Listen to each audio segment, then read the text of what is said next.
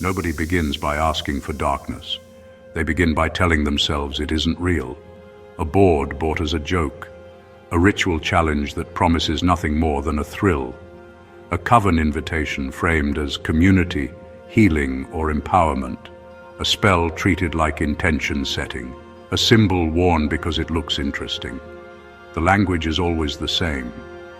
Harmless, playful, curiosity.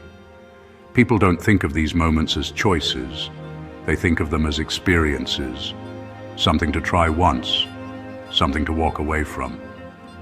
What witnesses later struggle to explain is not what they did, but what responded. Not during the activity, not when the question was asked or the words were spoken. Later.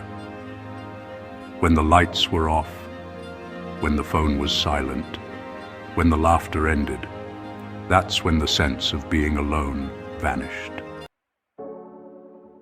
Almost every modern testimony begins with disbelief. I didn't believe any of it.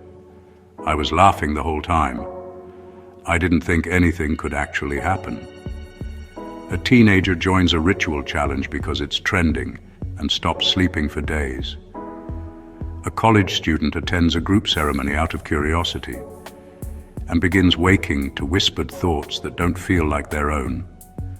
A woman experiments with spell work for empowerment and finds sudden waves of rage, despair, or intrusive urges that feel foreign.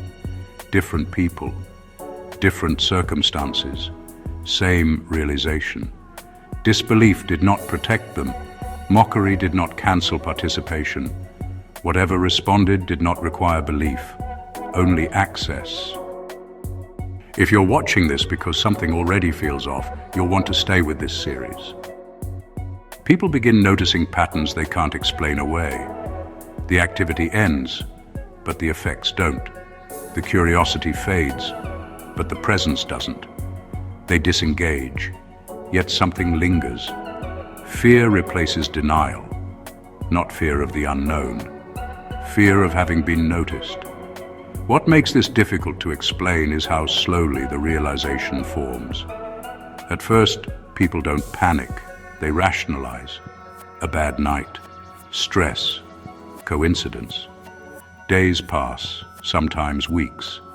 The sleep disruption doesn't feel dramatic. It feels targeted. They wake at the same hour every night. They feel watched only when the lights are off. They sense attention, not threat. The mind begins adjusting around the disturbance instead of confronting it. That's when people realize something else is happening. The experience isn't trying to scare them. It's trying to normalize itself. Fear would drive resistance. Familiarity erodes it. One of the most disturbing consistencies across testimonies is this. The presence does not react negatively to disbelief. It reacts confidently. Witnesses describe the same tone again and again. Amusement, dismissal, patience, as if disbelief lowers defenses rather than raising them. Belief implies caution. Disbelief implies carelessness. Several witnesses describe moments when they tried to reassert control, laughing, insulting, daring whatever they thought they were dealing with. The response was never fear, it was escalation. Dreams sharpen, thoughts grow intrusive, sleep fractures. The atmosphere in familiar rooms feels charged, crowded, wrong. Many report something particularly unsettling, a sudden irrational hostility toward prayer, scripture, or spiritual authority, even in people who were previously indifferent. Not dramatic possession, something quieter. This is the chapter people wish they had understood earlier, because no one remembers saying yes. They remember participating. Ancient warnings never framed access as a dramatic choice. They warned against curiosity, against seeking knowledge without authority, against experimenting with forces not meant to be handled. Modern witnesses eventually recognize the same truth. Participation functions as permission, not informed permission, but permission nonetheless. A board invites response. A ritual invites presence. A coven invites alignment. A spell invites attention. People don't think they're consenting. They think they're playing. What people are encountering didn't start with them, and it doesn't end here.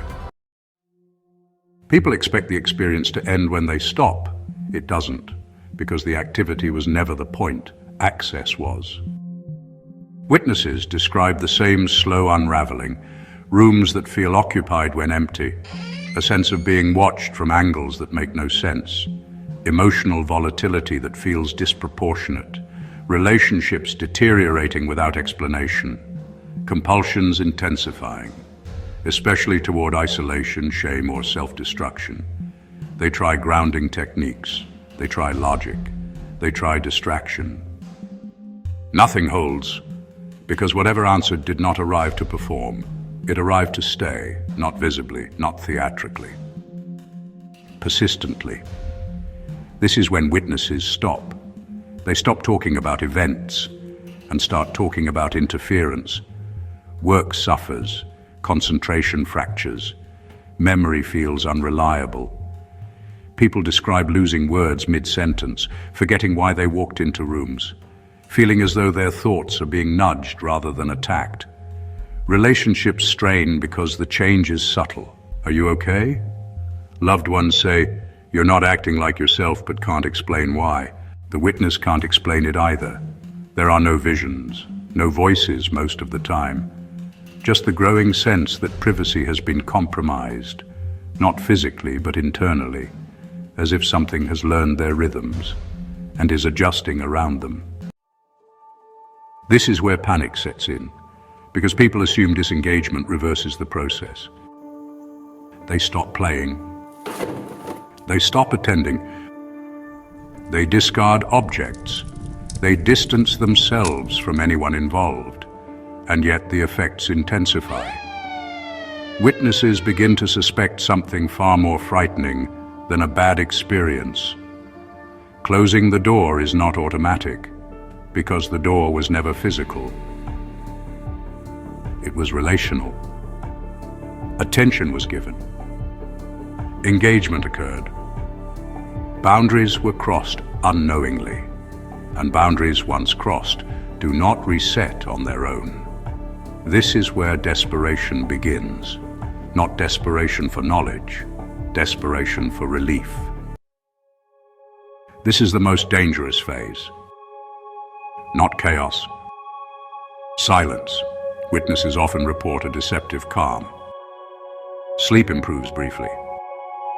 The room feels empty again. The fear recedes. People believe it's over. That's when influence deepens. Thoughts feel subtly redirected. Compulsions intensify without obvious cause. Shame increases. Isolation grows. The presence no longer announces itself. It doesn't need to. It has learned the terrain. Predators don't rush. They observe. The silence doesn't last. It never does. But when it breaks, it doesn't break loudly. It breaks with pressure. Witnesses describe sudden waves of despair that don't match their circumstances, urges that feel disconnected from desire, a pull toward isolation that feels purposeful. The most disturbing realization comes later. These impulses don't feel random. They feel timed, as if something waits for weakness, as if observation preceded intervention. By the time people recognize the pattern, they understand something critical. This isn't about games. The games were just how attention was secured. Eventually, witnesses reach the same conclusion. This isn't a haunting, it's an attachment. Not possession, not control.